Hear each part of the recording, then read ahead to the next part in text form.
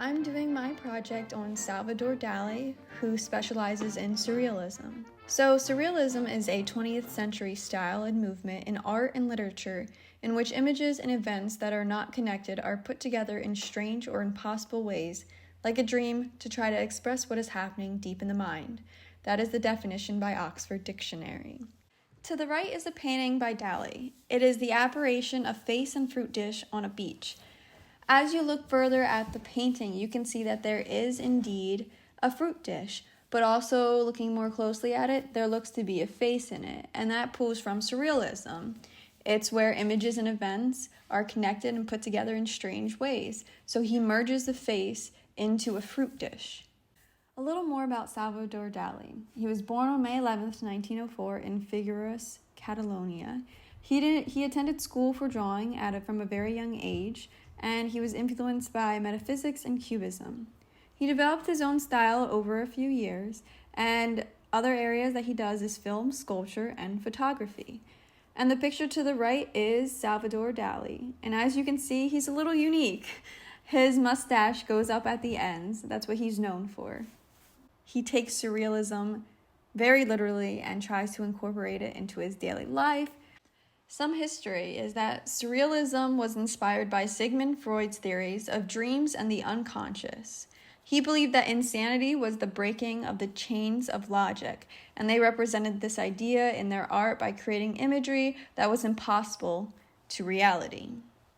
The first known artist was Giorgio de Chirico.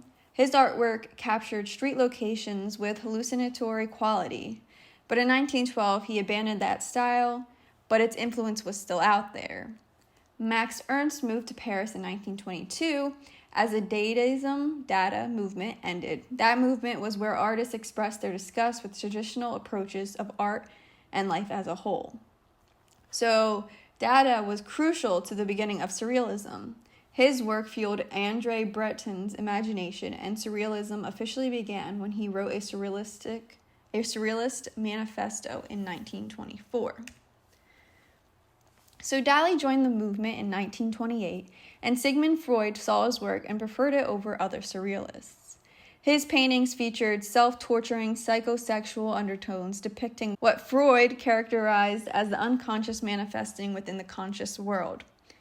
So to the right is the painting by Dali, The Persistence of Memory. Now, it is said that painting shows that, time is not rigid and everything is destructible as the clocks are melting. So it shows things that aren't necessarily true. Since clocks don't melt in the real world, this kind of shows the dreamlike quality of surrealism paintings.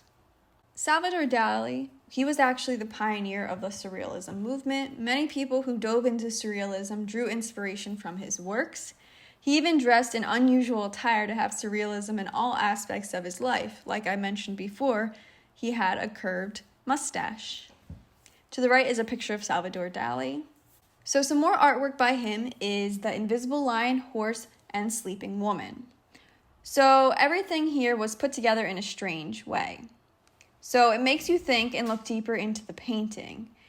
If you look at it one way, you can see the lion. If you look at it another way, you can see the horse. Another way, you can see the sleeping lady. But you can't really see it at the same time. So this merges the dreamlike state of things, where one thing can be conveyed as another, but it is kind of confusing. But you're not really supposed to try to make sense of things like this. It's supposed to make you confused or to look at it and see the insanity of the piece. Now, the last artwork that I want to talk about is the one that was shown in the first slide. It's called Dream Caused by the Flight of a Bee Around a Pomegranate a Second Before Waking. So this is pure dreamlike state. I mean, it even talks about, it's even called waking up, like before waking. So the woman is sleeping, and as you can see, the tiger is coming out of a fish, which is coming out of a pomegranate, and another tiger is coming out of a tiger. And in the background, there's an elephant on stilts walking on blue sand or water. So this is all just a whole bunch of things put together uniquely, trying to draw a bigger image and show the insanity of life. And that's why I really like surrealism. It's not your average painting. It makes you stop and think and wonder. And that is it for my presentation. I hope you enjoyed.